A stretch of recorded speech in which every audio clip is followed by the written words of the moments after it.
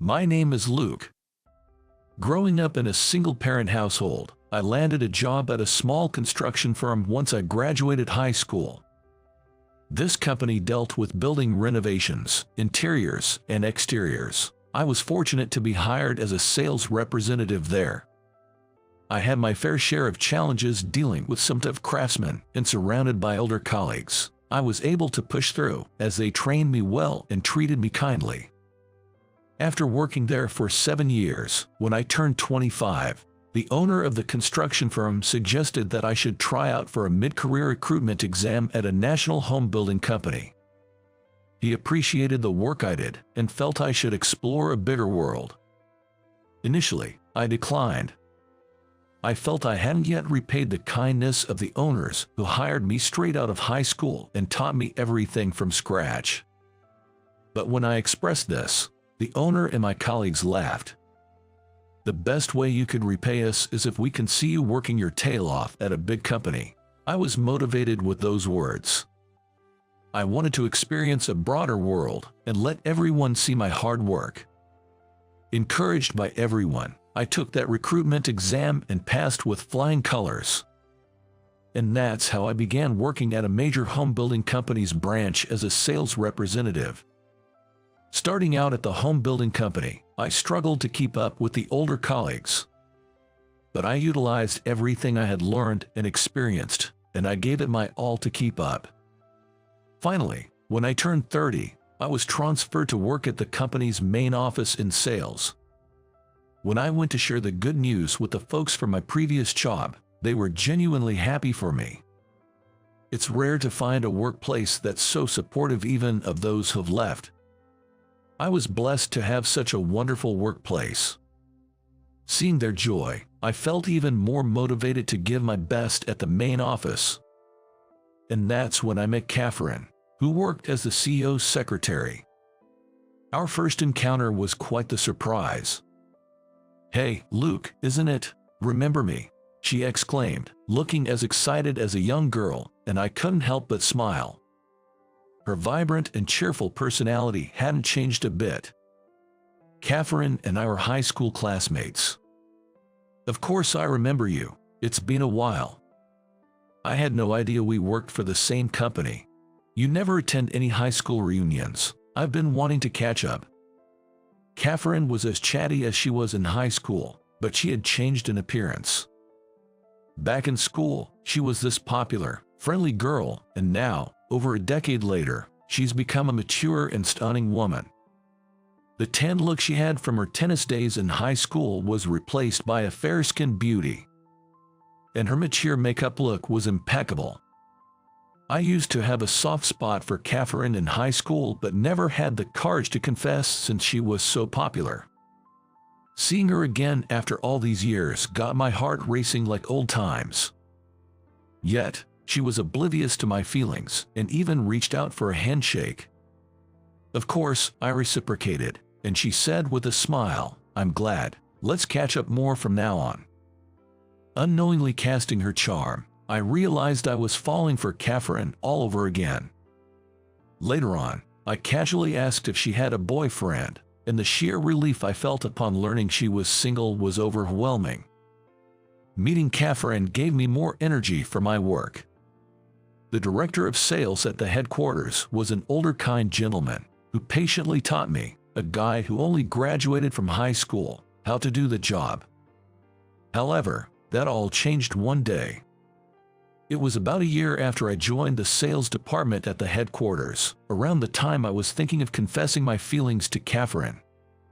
Over that year, Catherine and I have grown close enough to go out for dinner together. So, I mustered the courage, hoping we could become a couple, but then, shockingly, the director of sales fell ill and had to abruptly resign. This sudden news rocked all the employees. And then, a guy named John, who had previously been a manager and graduated from Harvard, took over the department. This turn of events wasn't good for me at all. In the headquarters sales department, most of the folks around me were college graduates and competent. Among them, I was just a high school graduate who used to work at a small local construction firm. John had this elitist view, putting too much value on higher education. He had often thrown unkind words at me. "You sure you're in the right place? We don't need high school grads here. And don't get too comfortable just because the director was nice. I won't acknowledge you," were the sorts of things he'd whisper about me. But the fact was, being just a high school grad, I couldn't keep up with my colleagues. Still, I gritted my teeth and persevered. John wouldn't say these things in front of the former director, and on the surface, he didn't assign unreasonable tasks to me. That's how I managed to endure it. But with the director gone and John at the helm, his attitude towards me might become more overt, and I was really worried about that. Sadly, my worries came true. Ever since he became the director, John's bad attitude towards me intensified. "He's too slow, dead weight of the sales team. This is why we shouldn't hire high school grads." He'd say these things even in front of others. He'd clearly pile on more work than I could handle, resulting in endless overtime. Many times, he'd give me urgent tasks right before lunch, leaving me with no time to eat. Work used to be fun, but since John took over, my stress levels skyrocketed.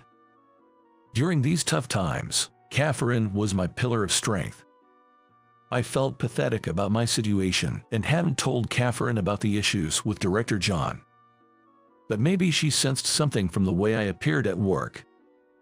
Always cheerful, she'd invite me out on weekends to take a break, gift me energy drinks, and sometimes even bring me lunch, saying I made too much. She tried to cheer me up without asking me anything, and I was deeply grateful. I honestly think that I might not have continued working there if it wasn't for her. For me, the only time off I had at work, other than seeing Catherine, was taking breaks. It was about heading to the smoking area. I don't smoke, and neither does John. So, he would never come to this area. There weren't many smokers at the company, so it was mostly empty. For me, it was a haven. "Hey, you are here again today." The one who greeted me was an older gentleman I'd met at the smoking area. A dapper man in a sharp suit. Despite being much older, he was very respectful and gentle towards a younger guy like me. He told me his name was Robert, but he never revealed his last name or department.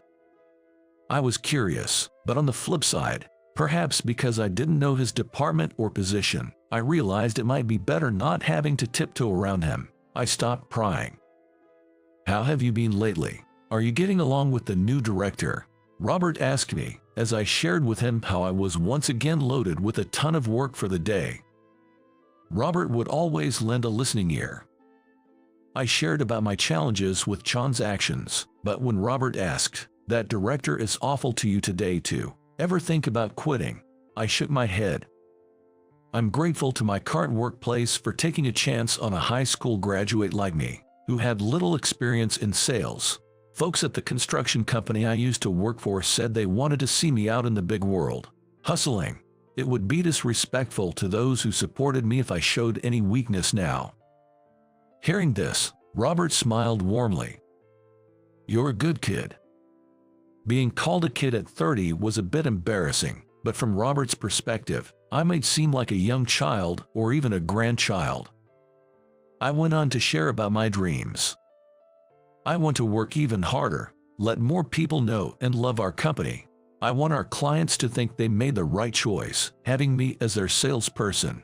After my enthusiastic declaration, Robert remarked, "I was once filled with such passion when I was young too. It's probably young folks like you who are holding up the company." Though his words felt a bit overly flattering, they were still comforting. It felt like I had gained another supporter in Robert. But a few days later, a crisis struck. John dumped a monumental error on me. But it was a mistake from a task that John had done himself. I didn't even know the details of the task until John pinned the mistake on me. Considering the error involved a major client, it could potentially tarnish our company's reputation. John's directorial position might be in jeopardy, I thought, but to my surprise, He shifted all the blame onto me and pressured me to resign. If I say it's your fault, then it is. You don't have to come in from tomorrow. For the sake of appearances, you'll need to take responsibility. A week of suspension and then you're out. Lucky you, you get to rest tomorrow. Take your time writing your resignation. Of course, I fought back, but to no avail. The rest of the sales team tried to gently tell John it wasn't my fault, but he was unyielding. It seemed my resignation was set in stone. When I saw Robert, I told him about it. To my shame, I think I was on the verge of tears. It's frustrating. Losing my job over a mistake I didn't make. I still wanted to give it my all here. Robert listened patiently, then patted me on the shoulder. It's all right. Everything is already in place. Just leave it to me. I wasn't sure what he meant, but I was too stunned by the recent events to ponder over his words. That day, I went home devastated. I couldn't eat or sleep during my week of suspension. Catherine called me numerous times and even came over, but I couldn't face her. I felt ashamed in front of her, even though she had always cheered me on. Understanding my feelings, she texted, "Remember, I'm on your side." Moved by her kindness, I couldn't help but shed tears. When my suspension ended, though I was told to bring a resignation letter, I didn't. I was determined to voice my grievances, even if it meant being fired. Wanting to talk to Robert, I headed to the smoking area. And there he stood, greeting me with his usual warm smile. As I was about to speak, Robert beat me to it and dropped a bombshell. "I have a favor to ask of you." Huh? I couldn't believe it at first, but when I looked into Robert's eyes, it didn't seem like he was lying. So, I decided to trust him and headed to see John. When John saw me, he had a smug grin on his face. "Lucky you, getting a whole week off. Took your sweet time with that resignation letter. Never had an undereducated subordinate like you before, but today's goodbye. Gonna miss ya." Looking down on me, I coldly replied to John, "I'm not quitting. I've been offered a position, so I'll work my hardest." "What? You talking nonsense?" Got too much rest and went cuckoo. Faced with John's disbelief, I relayed Robert's message. He asked if I could be the department manager. "What? That's not possible." John's shock scream echoed throughout the office. Then, Robert and Catherine appeared. "What's up with you two?" Annoyed, John glared at both Robert and Catherine. To that, Catherine made a shocking statement. "He is the current chairman of the board." Not only was John stunned, but I was too. As the story went, Robert had retired from the position of CEO over 10 years ago. He held the title of chairman, but he left the management to his son, the current CEO. Chairman. John was frozen in shock. I remembered hearing that John joined the company midway. He had come about 5 years ago, so he probably didn't know what the chairman looked like. The chairman had avoided the limelight, declining all photo opportunities. So many, like us, didn't recognize him. The chairman, looking at me, spoke kindly. Catherine, my executive assistant, mentioned that there might be someone judging others based on education. There were also rumors of employees being treated unfairly by seniors, thinking that if the CEO got involved, evidence might be covered up or tampered with. I disguised as an elderly employee to gather stories from various departments. Being retired for so long, the younger folks wouldn't recognize me. Some veteran employees did, but when I told them the reason, they all kept quiet. All this time, I had been complaining about John's treatment of me to Robert, unaware he was the chairman. I truly meant it when I said I wanted you to be the department manager. The CEO is on board with this. We can't lose a talent like you. Hearing this, John turned pale. What are you talking about? Manager, this is some joke. I can't handle that. Well, you can always go back to being a regular employee. Your behavior has been quite inappropriate. We're considering demoting you. The execs are on the same page, so brace yourself. John was panicking. I haven't done anything wrong. Everything was training. Stepping forward, Catherine said, "That won't work here. We've been interviewing other sales department staff. Some even kept notes of your remarks. You can't escape this." Realizing his mistakes, John looked defeated. "Don't you have something to say to Luke?" Urged by the chairman, John meekly said, "I'm sorry," and bowed his head to me. But then, in a quiet voice, he muttered, "Just a subordinate." I confidently retorted, "When did I ever say I was your subordinate? Our roles might reverse soon, you know. If John gets accepted as a regular employee, I'll be his boss. So, I think I'm allowed a little pushback."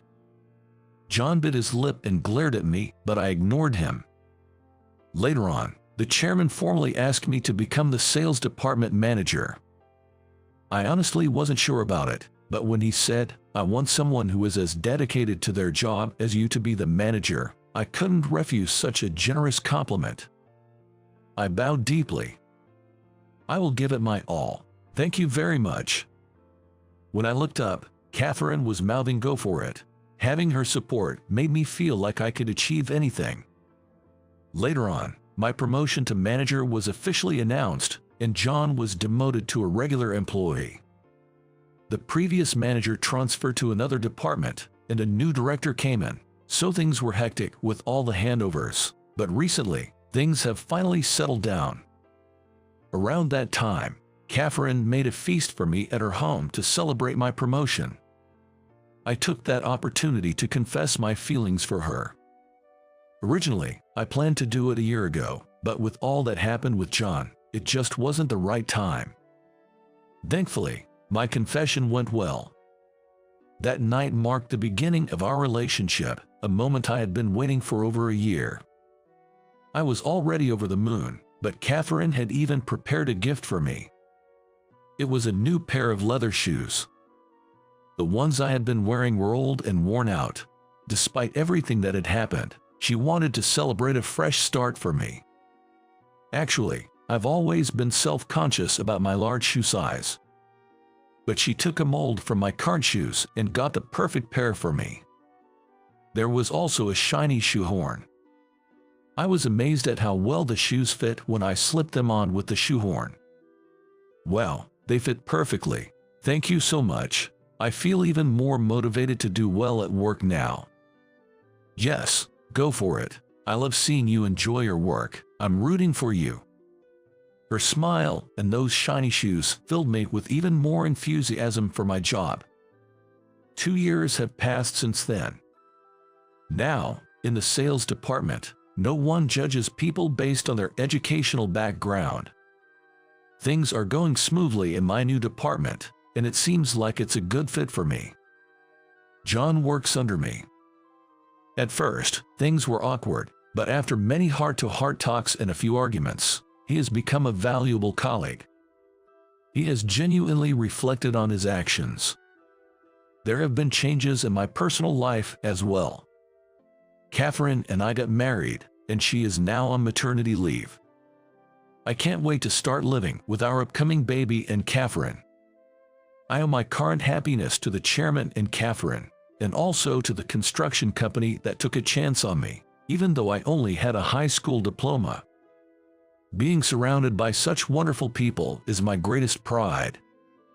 So, how was that? Subscribing to the channel would greatly motivate us. See you in the next video.